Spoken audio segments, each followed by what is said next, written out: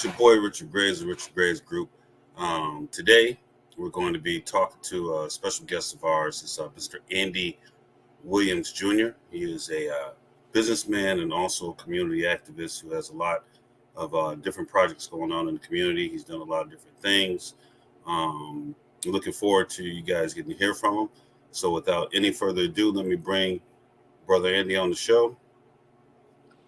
What up, Big Rich? What up, Andy? Good afternoon to you, man. I know we've been trying to get together for a minute, but my work schedule keeps getting in the way. So I'm glad that I got a chance to get you on, brother. So the first thing I want to do is just say I've known Andy for quite a long time. I mean, we've known each other since we were very small children. I believe, man. It's weird, man. How time flies, you know. We walked some of the same streets on Aurora, and we grew up in a decent time. Things were a little different than now. People were a little bit more open and friendly. So we had a better sense of community, I believe, back then. But we're trying to work on that. But anyway, Andy and I both grew up in Aurora, so we have a lot to say about the things going on out there. We have a lot to say about the politics out there, but not just that. Andy gets around. Andy is a pretty national dude. Many of you may have known that. I think you got the presidential. You were running for president, and you got you were running which party? I know, was it Libertarians or was one Yeah, of the third parties? Which one was I started at the Libertarian. Well, I started independent, went to the Libertarian Party to get some experience and knowledge, and then I wind up finishing out the campaign as a write-in independent under no party, independent. mm-hmm. Now I'm gonna say something about that. People can say what they want to say. When people do things that aren't on the level of a Trump or a Biden or in a major party or anything like that. But I got to commend you for even having the wherewithal to even go ahead and give it a go. Because at the end of the day, anybody over a certain age in this country, the Constitution is very clear who can run. So that's any of us who meet that qualification, basically age qualification, citizenship qualification, which you met, and you gave it a go, man. And like I said, people always want to naysay when people want to do things that seem to be beyond them, but I'm not one of those people that do that. I believe, hey, man, you give it a go. Hell, especially after Trump went and shoot anybody can win, or anybody can be president. I'm sorry, I believe it at that. And I think you'd have been a better president than Trump. So, Right. But I mean, that's not a high bar. But outside of that, man, I know you've done a lot of different things, man. And go ahead and just tell the people about yourself and tell the people what you're on and the type of things that you're doing. Well, I grew up in Aurora, Illinois, East Side, went to the West Side, got involved in what they call gangs, which I feel today is better labeled as cultural tribes. Um, Spent some time in the Department of Corrections, came out, got a hold of this blueprint, growth and development by the chairman Larry Hoover. Eyes, woke up, realized I was contributing to the genocide in our communities, walked away from that lifestyle, went to the church, got ordained as a minister, licensed as a minister, I should say, whatever, just some, because there's a whole spiritual abuse to that movement too that I had to come out of.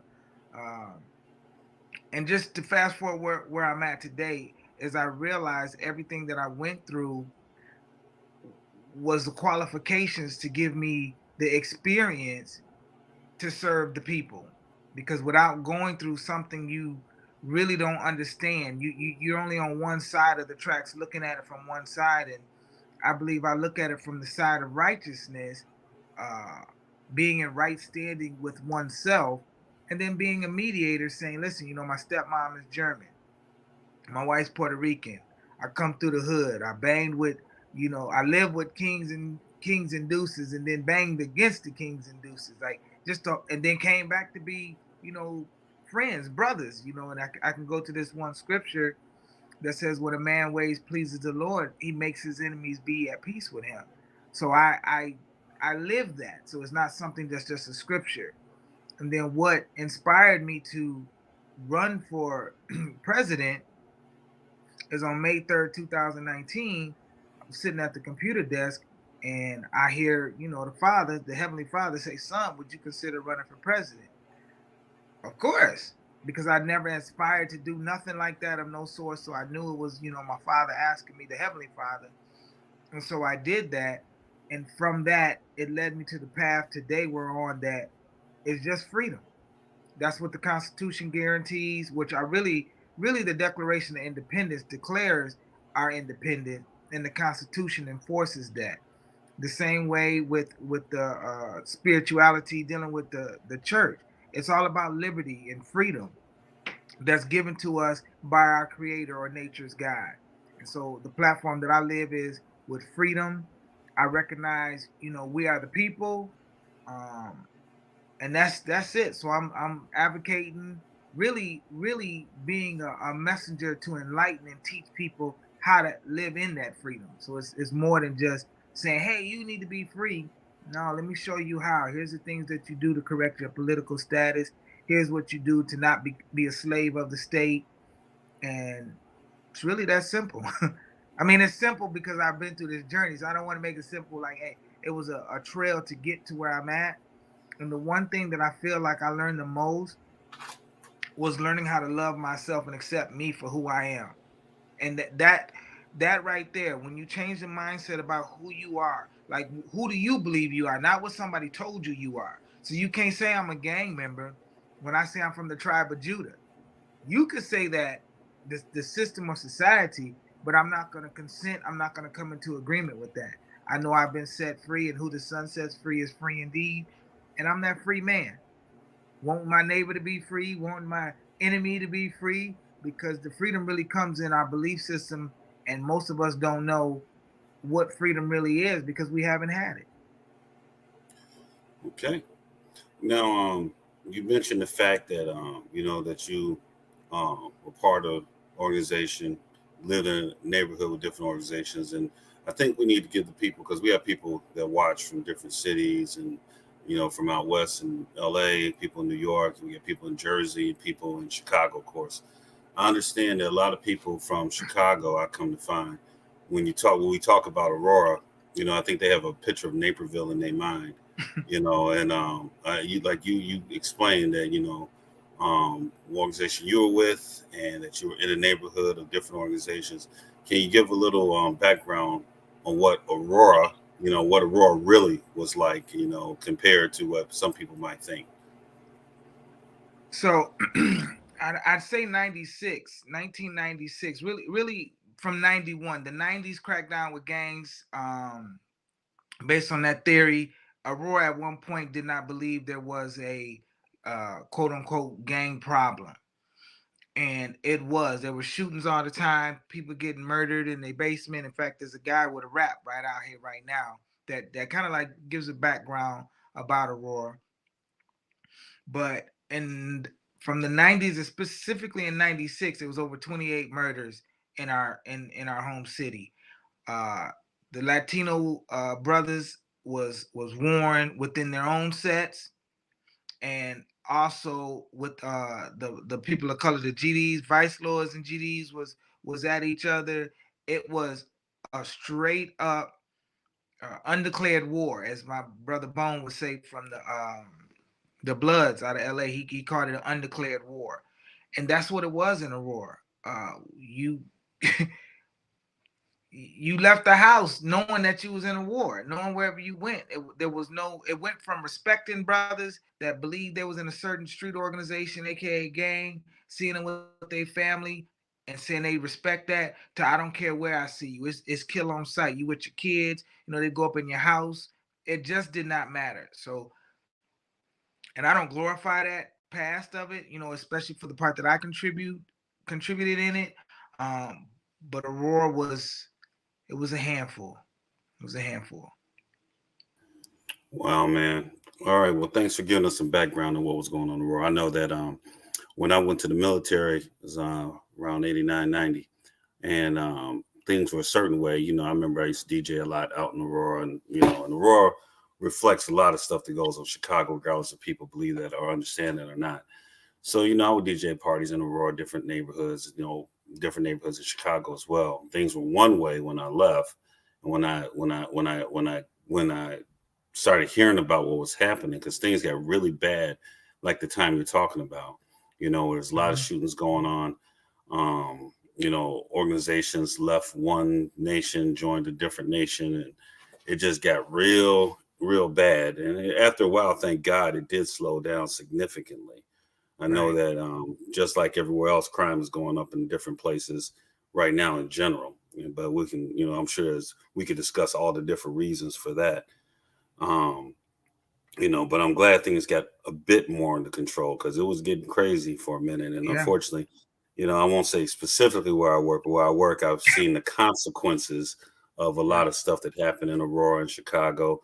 Unfortunately, I see people from time to time that I knew from high school and grade school, junior high, now incarcerated, still on the backs of some of the stuff that happened back then. So it's just a bad situation. And now, of course, we hear about everything. We're always very familiar with what's going on in Chicago. We all have relatives live in Chicago, and when now we see, the bigger the issues going on in the city are incredible as far as the crime multiplying. I know you talk to people in Los Angeles, and I've been out there when I was stationed in the military. I was stationed out towards that way, and I got to understand how their street organizations work and what was going on.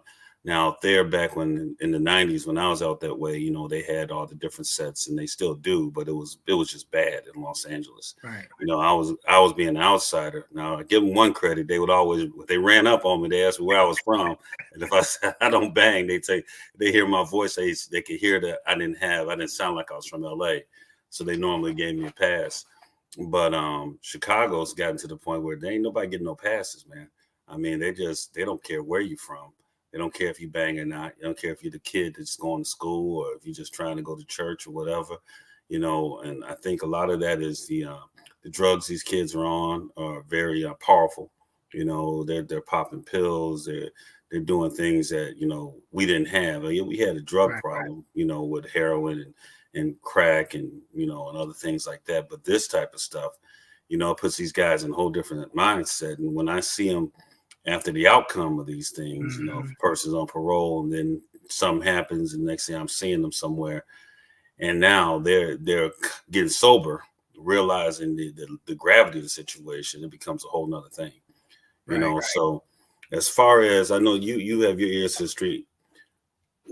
Is there any fixing anything that's going on right now? I mean, what can be done? I mean, I know you and I have talked about getting at the youth, as far as trying to get the prevention, as far as instead of feeding the beast with our young, trying to get our young in a different direction.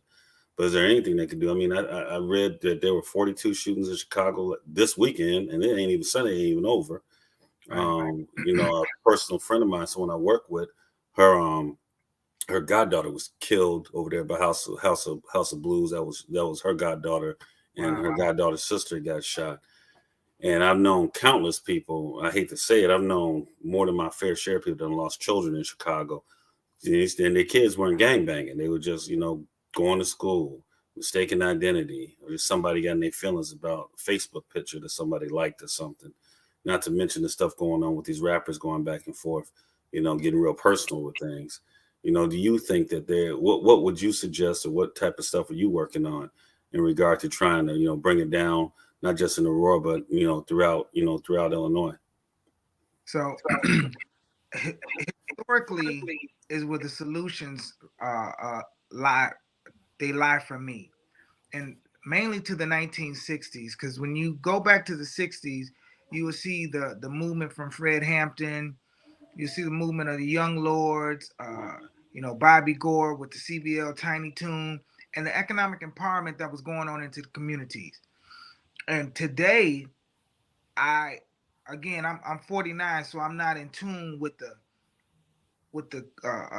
language of what's happening in the streets. But from the outside looking in, and knowing the part that my generation contributed to that, this is not gangs. What's going on? This is a result of locking those hierarchy leaders up under the cold drug war, which, if we look at the root of that, we can go to 1920s when it started with Henry Anslinger. We can go to Nixon. which really it was a war on people. We can go to J. Edgar Hoover and that dismantling of the family. Because again, drugs in the hood is a way of economic opportunity. It's wrong because we say it's wrong. Like, hey, we're contributing to the genocide. But when you don't see a way out, when you don't see hope, that becomes a way of being a successful CEO for any as inspiring individual that says, hey, look, I'm trying to live, I'm trying to make it. And I say that because the breakdown in Chicago is saying not only did the leaders, when you do these sweeps, these are still people's parents that we're sweeping. It's not like I'm just taking a drug dealer off the streets. No, you're taking somebody's parent off the street, and we're not getting to the root of it.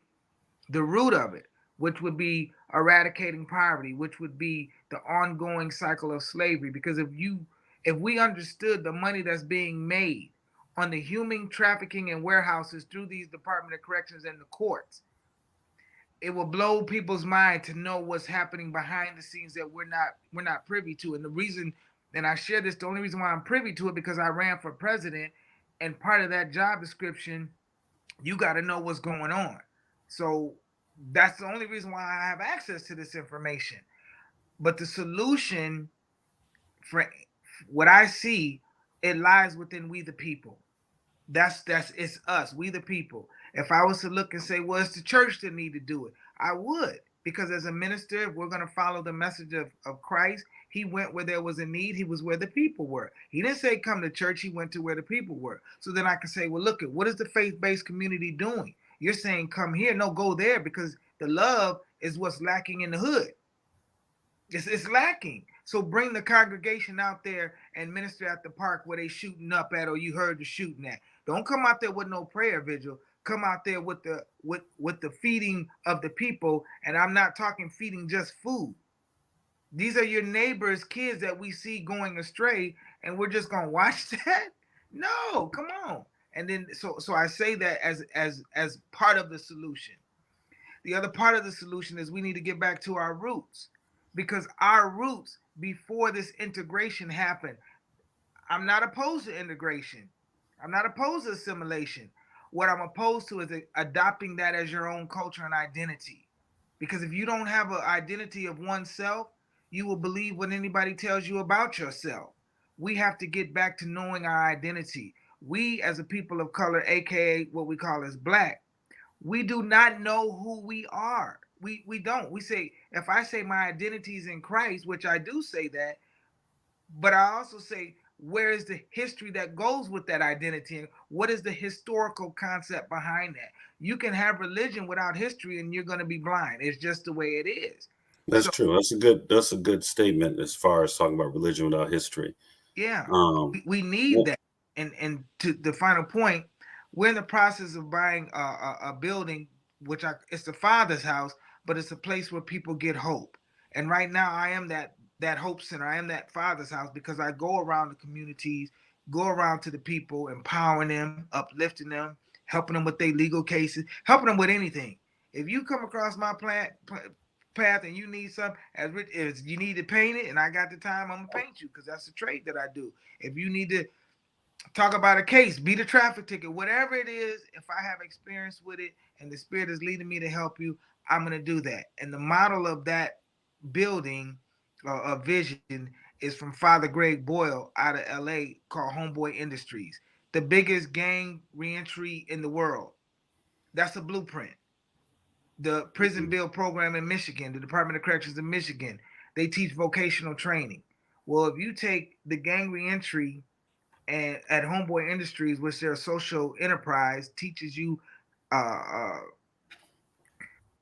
baking, embroidery, all self empowerment, where you're basically an entrepreneur.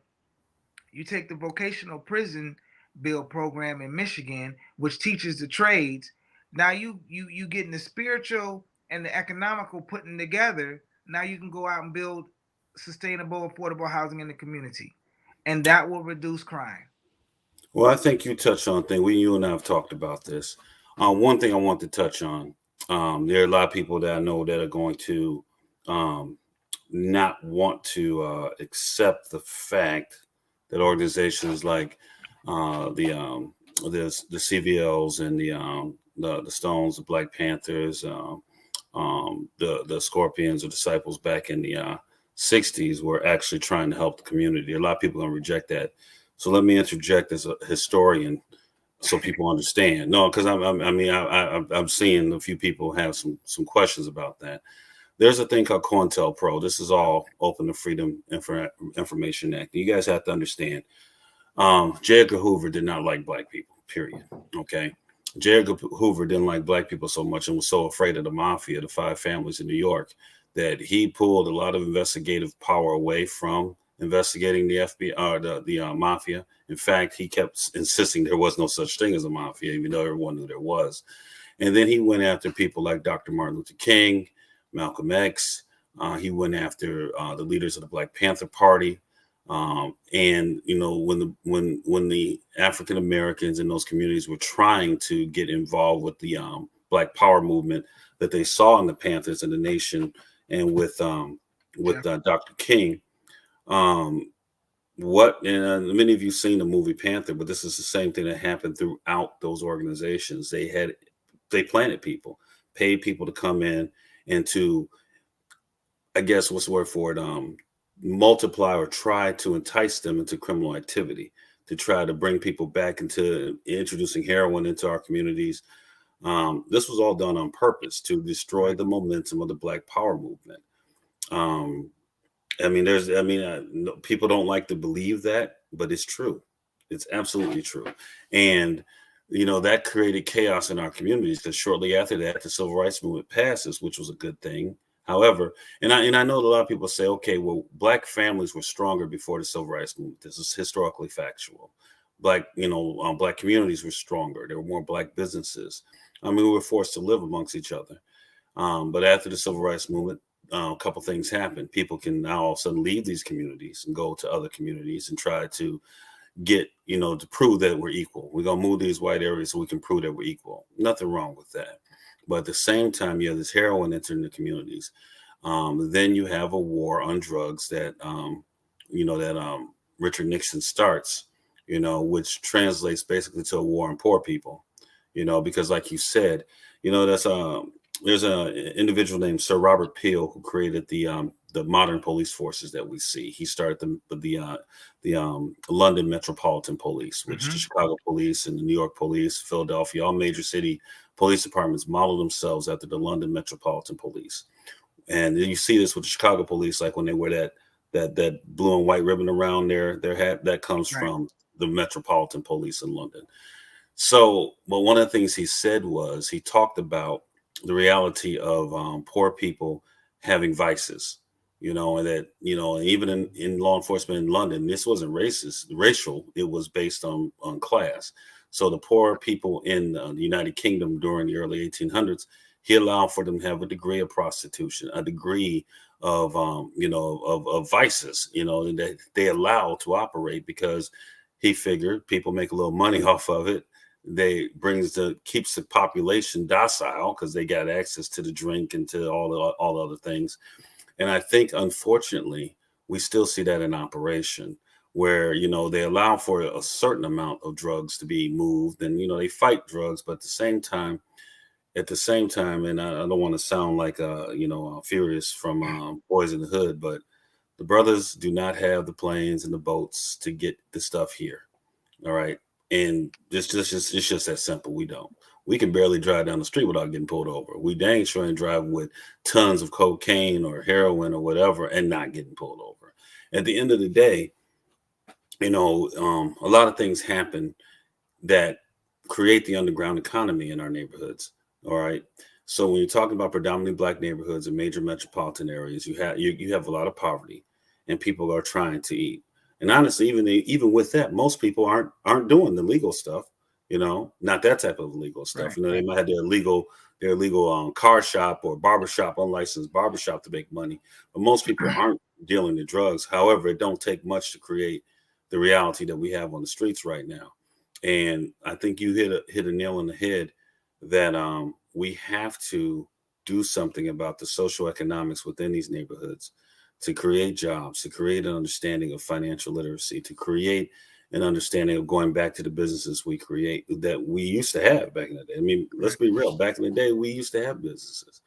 I don't think it's a matter of education what it comes down to, Andy. I believe because you know our ancestors. I know a lot of people talk about reparations and things like that, and that's a different discussion. But our ancestors who were actually owed the reparations up front when they got released from slavery, they build they built things.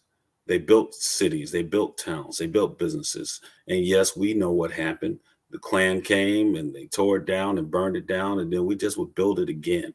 All right, all the way up to that Tulsa situation. There's a Right. Right. lawsuit right now for the survivors of Tulsa down. I believe they definitely deserve reparations because they're still here and their children and grandchildren are here. And my thing is, those people built and jealousy tore it down. So now we have a situation where everybody's walking around with computers in their hand. All right. Our slave ancestors ripped pages out of the Bible to teach their children how to read. So hoping that you and me would have a better life. And we got people around complaining about this, that, and the other thing, what they can't do with this in their hand. 10,000 years of human information if you really want to look for it. If you want to look for something other than did Kanye have a baby or is he still with Kim? If you actually want to know something, you can know it. And we could build together if we really had that force of mind. But I understand there are obstacles to that. There are divisions in our Right. community. There are roadblocks and there are things that are done on purpose to set people back, like COINTELPRO did. Because again, like I said, we're not bringing all that weight into the United States. It's not us doing it. Right. So obviously, there's people trying to help us be dysfunctional, but we Right. have to be mindful of that. We got to start making some different choices. Right. Well, I So will say to look into Ecuador, and the president over in Ecuador decriminalized gangs, and murders went down. The morale of the country or whatever it was in Ecuador went up. And he also said if the media portrays him in a negative way, anyway, they could sue them for slander. Well, under the Amendment, being in a gang is not illegal. That's a status. You have the right to associate. Did we know that? No. So all of these gang enhancement, gang laws denying is unconstitutional. And those are the things that I'm working on to change because you can't criminalize the status. It's a case called California versus Robinson. You can't criminalize the status because somebody's a drug addict. You can't criminalize that. Lanzetta versus New Jersey, Supreme Court case. It's not a crime to be in a gang. It's not. So how are you coming out with all these gang enhancements, gangs? Because the people are not challenging these statutes, codes, and ordinances that people are voting on to make law. well, I'm going to say this much. All right. Um, can you criminal? Well, it's like this. It's sort of the same thing that happened to the La Cosa Nostra. All right. I guess you could be a member of La Cosa Nostra if you admit it. Be a member of one of the five families. Be a Gambino or Genovese. What Mhm. can anybody do about that? I guess it's the criminal enterprise that comes into play that becomes a problem. When you get more than two people together and we start plotting, it becomes something else. And when you get a massive organization, I mean, let's be frank, man, the Lords and the GDs and the Stones was making millions of dollars off of illegal enterprises. That alone is going to get you a RICO statute right there. All right. Now, also, what I think that people need to look at, what I believe may happen legally going forward with the laws that we passed in the Patriot Act because of Al Qaeda. If the violence continues at the rate it is, and people are identifying with these organizations, and the violence is being identified with these organizations, they're going to start calling them domestic terrorists. They already called the KKK domestic terrorists. All right. So, They you know, called them, but them jokers not locked up at the rates of anybody else. of course not. You know So that, but there's a you violation got of equal protection right. But right you got to look. up under there. But you got to look at the overlay for underplay. Real talk. If they've already said, okay, the KKK is a terrorist organization, domestic terrorists. All right, the FBI has already started to investigate white supremacist groups in that manner. It's only a matter of time before, if the street organizations continue to operate with the death that they're behind or claiming, or people claiming to be in these organizations doing the death, it's only a matter of time before they're gonna come that way. I think that ultimately, people have got, if they're going to change, they need to change what the hell they're doing. Right. All right. And that requires, I don't know if we can do that. I don't know if that can be done because, like you said, once upon a time, there was leadership on the streets. And obviously, that's very absent now. So without any central force saying, okay, this, we stop and doing this, we're going to start doing that. I don't know how that happens. As I alluded to earlier before, it happens when the body of Christ gets up off their knees, or as I say, get up off your ass and get out there and follow the gospel of Christ, not the gospel of man. Because the gospel of Christ, the Messiah, went where the people were. He was in the hood. Who was he fighting against? The Pharisees and the Sadducees, which were who? The religious leaders, the lawyers, all trying to trick him up. So again, when we understand the history, it's saying if you feel that crime is evil, then don't sit there and point a finger at it. Go up in there and say, for God has not given me the spirit of fear, but of power, love, and a sound mind, and go handle that business. Because love covers a multitude of sins, Hmm. does it not? I So if agree. you just want to talk about the scriptures and not utilize them and not implement them, then move out the way. That's how I feel. Because I know who dwells inside of me.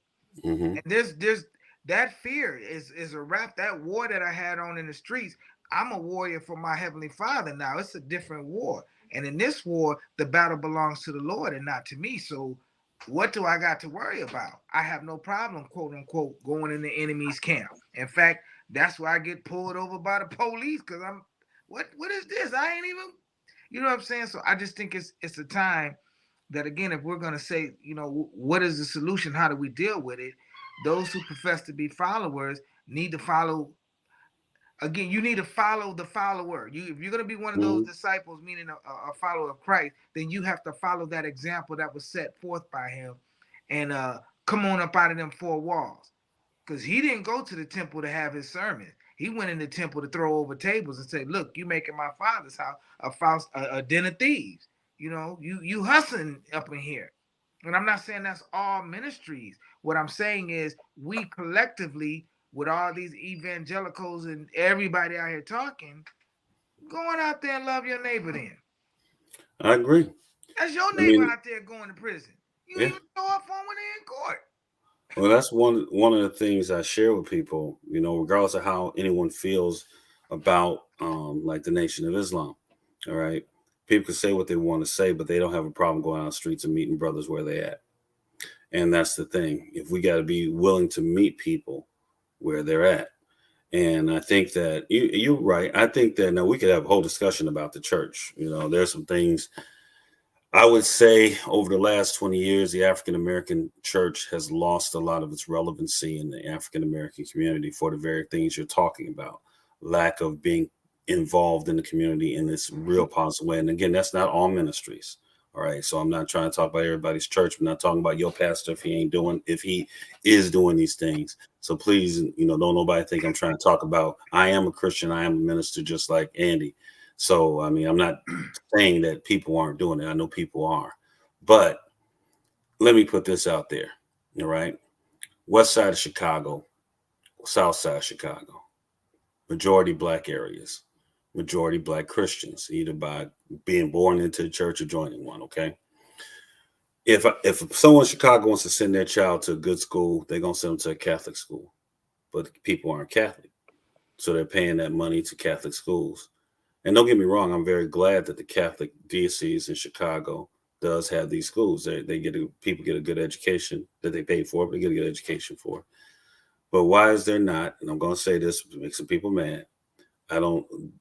You see maybe one Catholic church in maybe a 5 mile radius, right?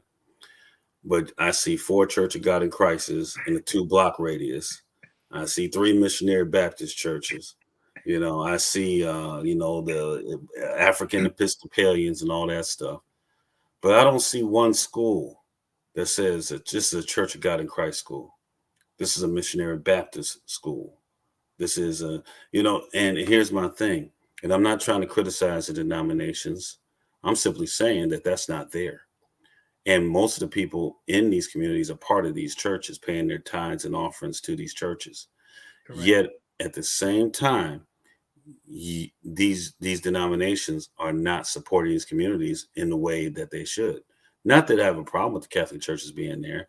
Even if the Kojics and the Missionary Baptists and the African Methodist Episcopalians say, okay, we're going to do non-denominational schools and we're going to do together in a neighborhood where we have a grade school, where we have a middle school or a high school. Yeah, we may not be able to service everybody, but we can do something. That is one of the things right there, education. All right, Correct. because the school system in Chicago is horrible. Correct. It's disgusting and it's terrible to me. And I'm not disrespecting the teachers who work in the Chicago public schools. I think they do a hell of a job. But the way resources are allotted, the fact they have this ridiculous was it the lottery system to determine who gets to go to a better school as opposed to each school offering what they're supposed to offer. That's one of the reasons why I would never live in Chicago, because of education. Why am I going to risk getting my kids in a lottery when I can just live in a suburban area and have my kids in a 10 level school? And, it is what it is, So again, I'm sorry, I'm going off on a No, different it's real direction. talk because it's about the solutions. And Right. when I think about the churches, and I'm not saying they all know. I'm not saying that they know the solution. But if you open Saturday and Sunday and close Monday through Friday, well, you have the building. That's an opportunity right there. Yeah. We don't need affordable daycare when we have the church. It's your parishioners that's needing affordable daycare. Why are we not opening up businesses within the church? Why Yeah. are we not doing that? Because And we're we can waiting for get, God to come save us? well, we can What do get you the think He people. created us for to be the solution? Yeah, you can get the people licensed. And like I said, these buildings, I know that a lot of churches had them church building funds and they build these nice edifices and stuff like that in the hood. But we could make multi-purpose buildings where, hey, Monday through Friday, we are providing childcare for the women, because that's an obstacle for the single mother. It's an obstacle for if you got a two-parent household is the cost of childcare. Not only So child care, but school too. yeah, Because the with schools, curriculum already exists. If we you're absolutely out of right. the scriptures every day, what's the difference between teaching math? What's the difference between teaching science? The curriculum exists. But the bigger problem that is an obstacle of that is that our community, unfortunately, is predominantly Democrat. All right. And I'm not saying the Republican Party is the answer to this question. I'm saying we should always, as I'm going to put it out there right now, as Black people, we should always vote for who is best for our community, period. I don't care if they got an RD, independent, whatever. But we do go lockstep with the Democratic Party, and the Democratic Party is in opposition to the things that would actually allow for churches to do that, being able to get those vouchers, or even just being able to say, okay, look, we'll set up our own cooperative schools and stuff like that. I don't think, and maybe it's just people haven't thought out the box, in And order I to do think it. they haven't. We think Right. But I do know that there is a push against that sort of thing. I'm not against public schools. I'm for them. But if you're going to have them, they need to be fair and equitable, and they need to provide the services necessary for people to get the basic education they require to be successful. They should put the trades back in those schools. That stuff's out. You know, you got people, everybody's not going to college. And everybody shouldn't. You go to college if you want to do something that requires a college degree. But if you want to do something that doesn't, there should be automotive trades in the schools. There should be carpentry in the schools, electricians in the schools. People should be able to get the basic status to be able to go into the unions and get their cards after they leave school. right. But, again, what's the obstacle to that? I hate to say it, with the trade unions. Trade unions historically have been not open to African Americans. So we need to push the line on that. It's just so many different levels to this. But at some point, we got to start asking the questions. But I agree with you. The church is a good place to start with people coming out and trying to change the narrative. But again, the church, unfortunately, I think it's just going to be ministers like yourself, people coming out and working with people from the nation, or working from people that are maybe Hebrew Israelites or atheists or agnostics or whatever. Those of us with that mindset to make the change are going to have to do it, because ultimately the church as an institution, I believe, has lost credibility. And that's Right. because of the last 25 years, 30 years, I would say, of prosperity teachings. The name it, claim it gospel that got popular and ran from, the late 80s all the way up until the financial crash. I think that did a lot of detriment to the community. And like I said, we'll have to do a different show about that, Right. because I'm And I sure I'm like going to get some what email on that one. But I say this though, it is the atheists, it is the Jesuits, it is the Unitarian Church. Those are the ones that embrace these so-called gang members for the social justice movement. So that is exactly where I look. I'm already collaborating with them. Like Mm-hmm. I don't care if you're a Democrat, Republican, atheist, Hindu. None of that matters to me because in my eyes, you're people. We are people. We are brothers and sisters. So anything that's going to divide us from having a solution, keep that over there. Because I come to bring life. I come to represent the wholeness of all the people. And that is to me saying we the people have the power. We can't. That's like saying to the plantation owner, listen, please let me go. Please pass a bill that's gonna free me. What? I'm at free labor off you. What did you talk about? Okay, I'm gonna do it. Just hold on. And I feel like that's where the politics game has gotten to. It's then gotten off from the original foundation of it, which was self-governing, which was freedom, which was liberty. And that's what the Republicans originally stood for. I don't see it the same way today like that in the sense because in their party they're divided, just like in the Democrat Party they're divided. So what I feel is the solution is each as what Malcolm X had said is this time to raise up somebody from the community that has a heart from the community that knows the community to run for office. But I'm not just talking about in the so-called black neighborhoods. I'm talking about in all neighborhoods Yeah. because in every community, whether it's Korean, Chinese, Hindu, Sikh, there is somebody out there that is the matriarch of that community, and that is the one that we need to run for local, state, and federal office. Andy, you bringing up a very good point, and that's just basic civics. I don't think people understand how it works. You and I know that the way our nation was set up was for particularly the Congress and the Senate. All right, but let's just talk about the Congress, so the lower house. The Congress of the United States of America is modeled after the House of Commons in the United Kingdom. Mm-hmm. All right, and that's not to downplay people because it's Right. called the House of Commons. In the United Kingdom, you have the House of Commons and the House of Lords.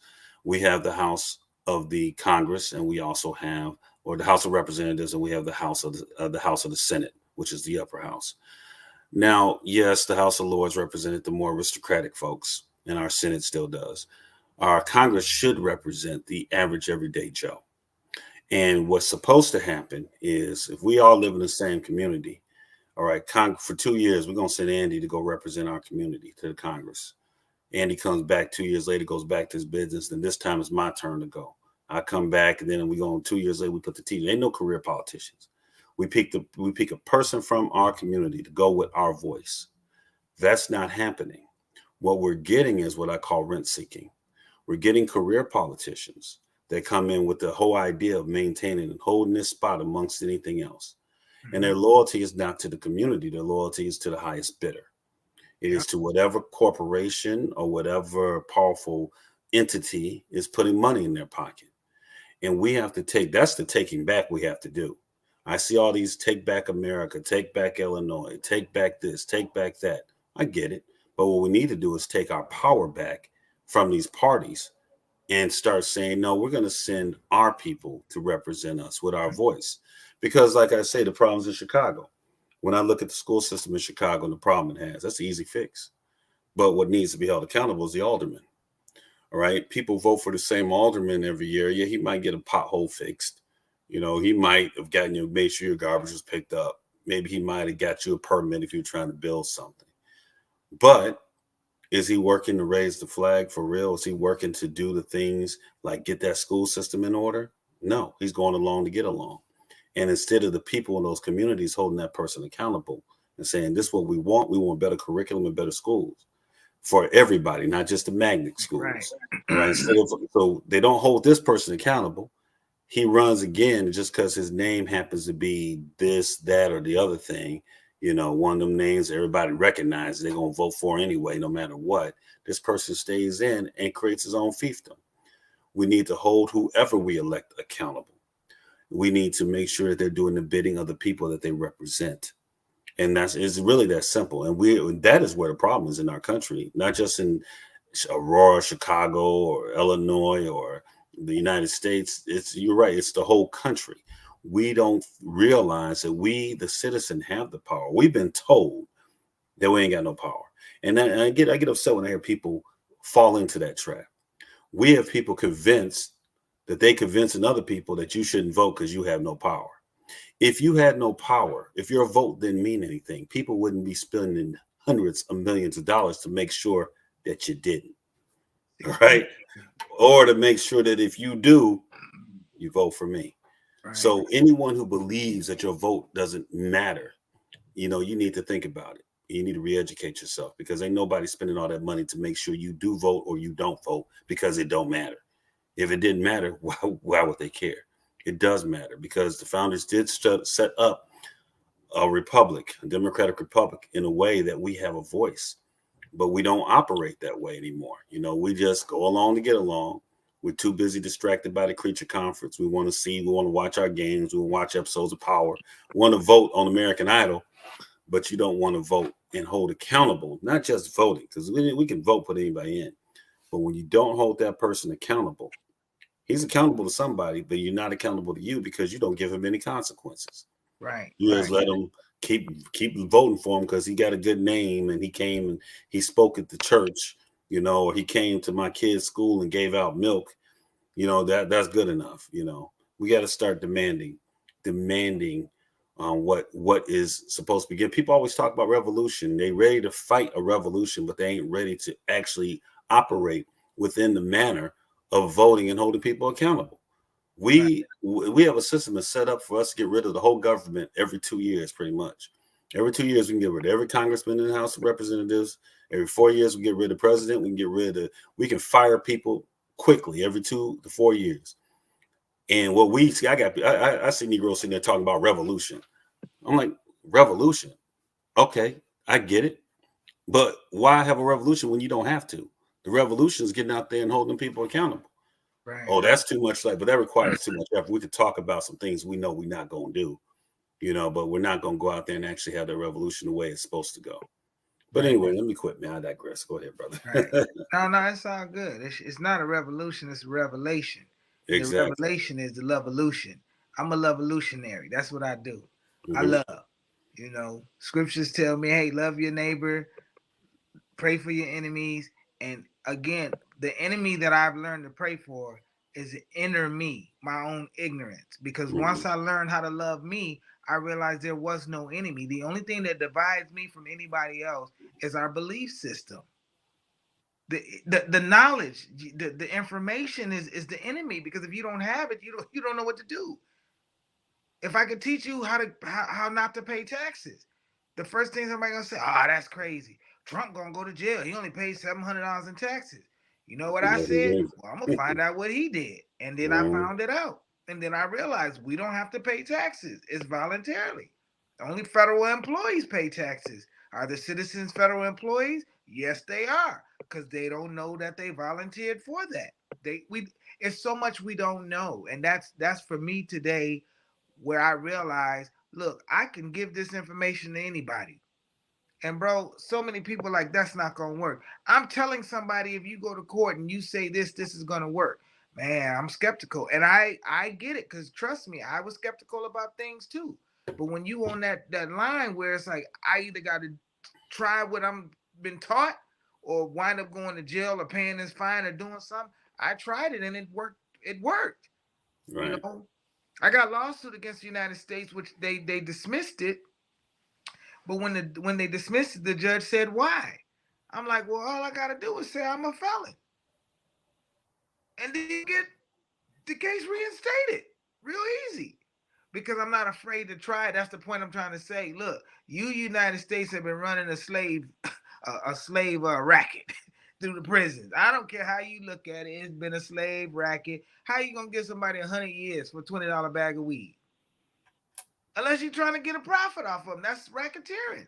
You want to hold your economic base because there's money being made off that stock market with the people being locked up. That's why they're a number. Yep. I I hear what sued you're them. saying. But we talked about this before, man. And let me be clear. I understand where you're coming from. And I've talked to a lot of people. I always say, look, I get very when we use. I know that it's popular to use the word slavery and talking about the prison system right now, and I do know that you do have private prisons that Mhm. make money off individuals being there. You know, The states too, corporations, though. The they're states doing the too, work. Yeah, Richard. states States too. too. But I'm going to say this. And this is a distinction I have. I have very. I find I always find it problematic when people say slavery and prison at the same time, because at the end of the day, our ancestors that were snatched from West and South Africa and Central Africa, they didn't have a choice. Right. Now, you and I are both religious men, all right? And like God told Israel, he said, I set before you two paths. One leads to life, one leads to death, one leads to curses, one leads to blessings. And then God even says, told Moses, by the way, choose life. So people, a lot of people, especially these maximum security joints, I'm be honest, they don't chose to be there. All right. And it wasn't no one trick trap that got them there. You look at their rap sheet. When I start looking at rap sheets, and the first time somebody's coming in our system, I'm looking at a rap sheet. I'm like, they just not putting this brother here. Shoot, I'm looking at all the stuff he done did prior to that. I'm like, he just now getting here because of the chances that were given. And I'm not saying people don't deserve chances. I'm saying that I'm all for making the correctional system about actual corrections, about equipping people to get out, about I'm all for fair sentencing, about hey, if you did this, this is what's fair. You know, own your weight, take what you did, do your time. But while you here in this prison or this correctional center, we're gonna correct something. We're gonna correct your thinking. We're gonna give Hmm. you a trade. We're gonna give you a degree. We're gonna get you right. It's because the bigger problem with prison that I see is the return rate. I'm seeing people leave 2 weeks later, they back like, what? Why is you back, man? Oh man, you know what happened was, I got back in this. Man, really? But the only part that we control within the prison system of that is what we can equip this person with to utilize when they get out.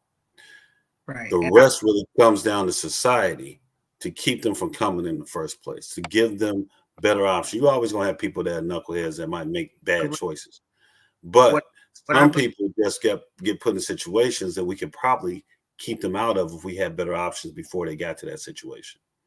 what comes to my mind right now is this from Chicago: Bobby Gore and Benny Lee. Hmm. Two, I'm not sure what Benny Lee was, but let's just say for two vice lords. Okay, Hmm. both of them was leaders. They went in that system. The programs were in Stateville. The education, they like all of that was there. Them brothers both came out and prospered. The 60s, those individuals that went locked up and came out, I don't know the statistics, but I believe the majority of them did not reoffend. So now, when you removed all of these programs from these correctional facilities, and now you want to know why recidivism is so high, because the trauma that the brother had before he got locked up, he went in the jungle in the belly of the beast. Now he's around a whole bunch of trauma with no programs to facilitate healing, training, or education. When he comes back out, the mindset has not been renewed. We think that if you just lock somebody up, that they got a renewing of the mind, and that is not correct. I always say this: if my father did not teach me about the trades growing up, if my mother, who's German, aka white, was not the disciplinary and authoritative figure in my house before her and my dad separated when I was 12, I would have not had a foundation to fall back on. See, that's the difference for me. I'm honest about that. Like, Yeah, yeah, I went down this path of unrighteousness, fell off the path. I fell off the path. That's just what I'm saying. I was on a good path and fell off. right, But if you've never been on that path, because the dad, the granddad, the aunt, everybody sold dope, prostituted, lived in the slums, was off to welfare, how can I fault you for making the choices you made when you were never taught another way? right. And I hear what you're saying, bro. I mean, I guess ultimately, I always say with men, even with boys, all right, God is always gonna put people on your path to show you what's what. And in other means that you always gonna see one thing, even if you're doing the other. At the end of the day, I'm not taking away from all the negative that pushes people in this position.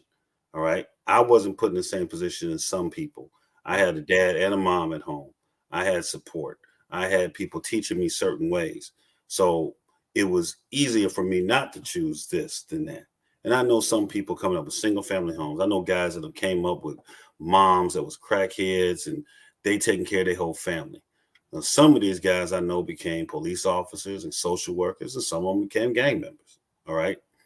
So, but the difference between the ones that became police officers and social workers and the ones that became gang members, they came up with the same exact situation. It's just a choice. Right. Now, I'm not taking away the fact that society does have an obligation to try to mitigate when you created society created the situation. The woman that was the crackhead with the kids, like I said, the cocaine that was brought to make that crack did not come from that community. The heroin that was put in those communities when all those women got strong, women and men got strong on heroin, that heroin did not come from, it didn't come from Brooklyn. It didn't come from the Boogie Down. It didn't come from South Central. It didn't come from the West Side of Chicago. All right. It didn't come from Detroit. It didn't come from Cleveland. It didn't come from Baltimore. It didn't come from DC. Where did it come from? So I agree. There is some stuff that need to be fixed that is beyond the person's choice because now you don't put interlopers in there. You don't put factors in that weren't there. So I agree with you on that. But ultimately, I'm saying that we got to hold the brothers accountable, especially the ones that go and come back. You already seen Right. what it's like in these walls. You know Right. what it is. But I'm also for saying that I got to give you something. I can't just expect you to go out and win if I don't give you any tools to do so. So I'm with you on that. The trades need to be, like I said, the trades need to be in high schools. The trades need to be in the prisons too. All right. It's necessary You know, because if you don't have, if you're not giving people, if you're not teaching people how to fish and you get mad they stole a fish, what you mad about? I mean, I'm still mad you chose to steal the fish, but I understand why you did. I'm saying that, and then if I haven't taught you how to go get your own fish, all right, I got your attention for 3, 4, 5, 15, 20, 25 years, however long it is, right? Then in that time, I need to get with, like you said, what you didn't learn at home, we need to make you understand. You know, it's guys I know who didn't learn at home. They joined the Marines with me and they learned it in the Corps. All right. There's guys that have gone to prison that I've seen that didn't have it, but they got around brothers like you or brothers who did have it who was there and they learned from them. And that's great when that happens. But you, I, and everybody watching is paying for them prisons. So you right. get what you pay for. So the question is, I know a lot of people were mad, you know, at where I work. I won't say where, but we had a graduation of inmates who graduated from a program that Northwestern University offered. I saw some people were upset about that. They were like, man, you know, I got to pay for my kids to go. All they got to do is commit a crime and get a free education. That's one way of looking at it. And I understand that. But let me give people an alternate way of looking at it. You pay between $30,000 to $40,000 a year for every individual in custody in a state prison. That's money out your tax dollar. All right. Now, you can either invest part of that money in that person getting an education, getting some programming, getting some skills, so that when they leave, because the statistics show if they have education or skill set when they leave, the likelihood of them returning, like you said, is extremely low. Not only do you have a person who's not going to come back and cost you that $30,000 to $40,000 again, but this person now done started a business, done got a job, done maybe hired some people himself, and now is paying taxes himself. He's buying things. He's paying property taxes. He's paying income taxes. All right. So it's really an investment. Now you can, you know, did you go to East or you go to West Side? East, East. Okay. So do you remember Coach Martins? Yep, yep. My math All right. teacher. The man, he was my teacher. One thing Coach And Martins used to say, right? He used to say, "You pay me now, you can pay me later. If you pay me later, you're paying with interest." All right. So we can either make the investment in the front end, which the front end should be before they even come to prison, but we screw that up. Okay. Now that you're here, let's make an investment, you know, And if you are a person in custody who decides that you want to do better, then we should be able to have means to help you do better. That's the only way it's going to work. So, and so if we want to pay that, you want to pay 40,000 a year for this person and give them nothing. He come back 2 weeks later. Now you're paying 40,000 a year for the next 20 years. Or you could get him when you that first time he come through that first rip, and you get him right. Then now you've invested in society. You've invested in your future, and that's one less thing that's going to happen. We got enough crime that's going to happen anyway. That's one less thing that's going to happen that don't have to happen. At least that's my observation of it. Right. Well, I'm gonna share this with you. The sheriff Ron Hain out of Kane Mm-hmm. County. I'm gonna get you his number, and you should have him on your show because that brother is the truth when it comes to really, really implementing change. I mean, there's brothers who were locked up. That's his barber. That's in his kitchen with his wife around his kids. That was in the county with him. It's never, ever, ever have I witnessed something so humane. That's what I'm gonna call it. I met Sheriff Hain at one of the other brothers I talked to, rotate with, is J.L. Harris. Yes. And J.L. had an event out in Aurora, community event. It was very successful. And Sheriff came and I talked to him for a little while. He talked about some different things. And yeah, he's very passionate and he's very for real about it. And unfortunately, I'm glad I met him. And I hope, I'm going to invite him on the show to talk about things he'd like to do with the sheriff. Yeah, and what he's actually doing. He's doing some things out in Cook County or in Kane County. And the thing is, I wish we had more statesmen like that. All right, that understand the bigger picture. The bigger picture. Honestly, he's one of the few that I truly respect right now, that elected officials, because he really gets it. Not just about in his position, he gets it in how to make sure these people don't come back. Let me give him something. Right. He's a real constitutional sheriff. Yeah, that's what he is, and I like the word statesman because that's what I am, a statesman. Yeah, I mean, we got a lot of politicians and we see them, but to be a statesman is to be someone who cares about the state, and the state is your community ultimately. And if you don't care about your community, why are you running for anything? We got so many people in office, in federal government, state government, that don't even care. All they care about is they making their money, hooking up their homies. I was talking to some individuals in custody. I did a tour. I was walking the galleries, and we got talking about why we don't have this, that, and the other thing where I work. I said, ultimately, man, a lot of it comes down to funding. It's about who's prioritizing what. And we started talking about the fact of there's more criminals in the government than where I was at. I'm in a place full of criminals, but there's more criminals in the government, because we talk about how these contracts got to be what they were, and why things aren't easy, because people, you my boy, so you got a company, I get it. Let me just kick the contract to him, man. Why don't you go bid for this contract? Right. I get a kickback. That's what Madigan was doing. And I know, and this is not to talk about any particular party, because the Republicans and Democrats did it and do it. Right. So this is not talking about.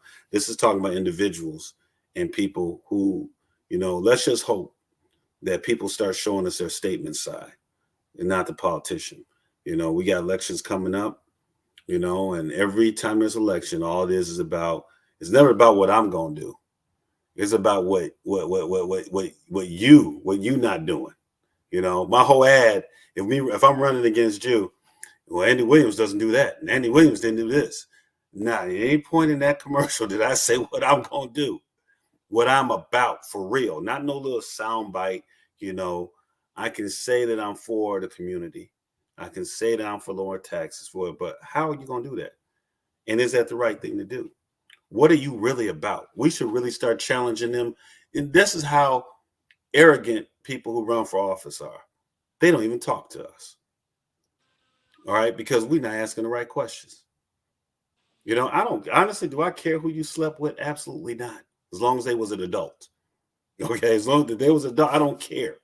All right. Do I care that you got a gold toilet? No, I don't. What I care about, I don't care about the money you made, your millions you made, whatever. I don't care. I don't care what you did in your youth. If you was gang banging or if you was tipping cows, I don't care.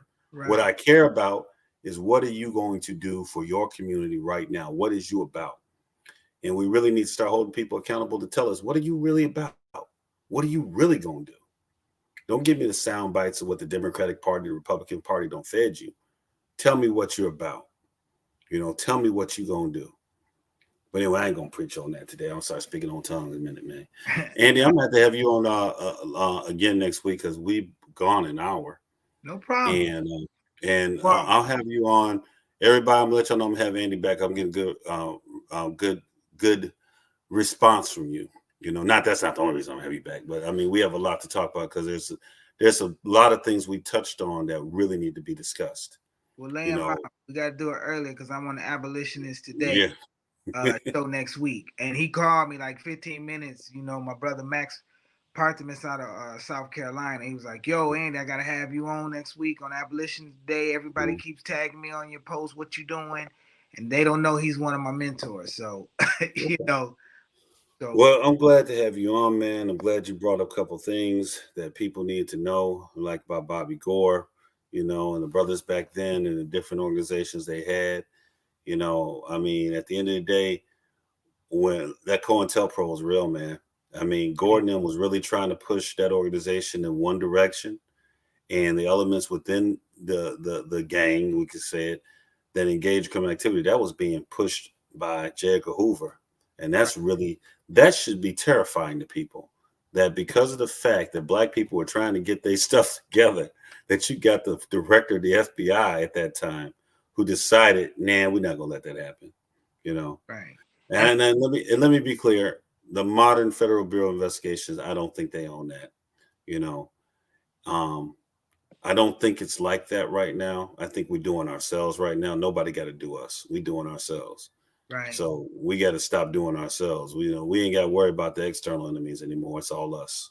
I got you. Jealousy, hatred, our internal jealousy. You know, it's people that, why is he doing your show? Why don't you have this person on? Stuff like that. Instead of saying, hey, let's work together. Yeah, you come on too. Why Right. don't you come on too? And well, I don't care what other show you do. I want you to do as many shows as possible. I want to see you on CNN. You know what I'm saying? But at the end of the day, we have to stop with that. But again, I'm not going to preach. All right. Let us know anything you want to say in closing before I have you on. Like I said, if it's not this weekend, we'll have you on next weekend. All right, coming. All right, So, because I want you to talk about the United Streets of America. That's one of the things I really yeah, want you to that's talk about. giant. All right. So I'll call you. We'll map out what we're going to talk about because we kind of just had a conversation and Right, it went right, where it went. But you are involved in some very interesting things and you have some very interesting ideas I think people would benefit from, brother. And I truly believe that. Otherwise, I wouldn't be having you on. right. Well, the only thing in closing I say is you can get up with me at www.hoodcandidate.com. That's me. Facebook, Instagram is Hood Candidate. HOOD candidate.com. All right. And the only thing I'm going to say is, people, going forward, the shows that I do, Facebook is kind of an unreliable platform. My YouTube platform is pretty solid. So I'm going to start posting a link to the YouTube show. So I need for you guys to like and subscribe on YouTube. For those of you already have, thank you. But the Richard Graves Group platform is going to be focused on YouTube. And like I said, I'll send the links to you in your messenger. I'll post it on Facebook and Twitter for you guys to watch the shows that we do. Obviously we have the political shows we do. We have the theological shows that's a different program. And Andy, we'll talk about that because we need to talk about Christian love and have that discussion. I'm gonna have a whole bunch of Kojic and Missionary Baptist Church mad at me by calling them out today. Well, it is what it is. And then of course we have the music programs, the History of House, where we've talked with Mike Hitman Wilson, Tony Batoy, Van Parrish, and stuff like that. I'm going to interview some of them again, and we're going to be bringing some other guests on. So yeah, y'all see Farley. Tell him I've been trying to get him to come on the show to talk to him of Jack Master Funk. But other than that, follow us on YouTube, people. Go to Andy's website, and once again, I look forward to seeing you again next week, Andy. And I look forward to hearing more about all, because you have so much. We're gonna have to map this one out next time. There's a lot of stuff you have going on. Right. Okay. All right, brother. All right. All right, Thank you, Rick. All right. Peace out, God everybody. bless.